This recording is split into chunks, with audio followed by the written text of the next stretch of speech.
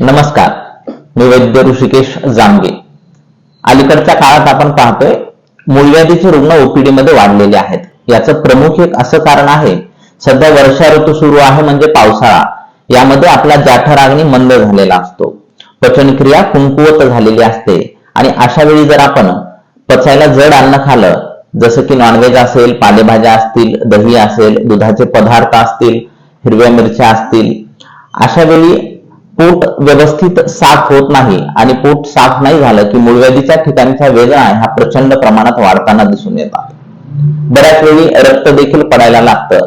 जे जुने मूळव्याधीचे रुग्ण होते अशा रुग्णांचा आजार पुन्हा वर यायला लागतो।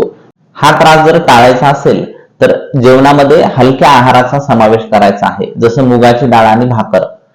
तसेच चांगल्या पद्धतीने बनवलेलं घुसळलेलं ताक जे आहे तर जेवणामध्ये समाविष्ट करायचं आहे आणि दिवसभरातून एक मूठभर काळे मनुके जर खाल्ले तर हा मूळव्याधीचा त्रास थांबू शकतो।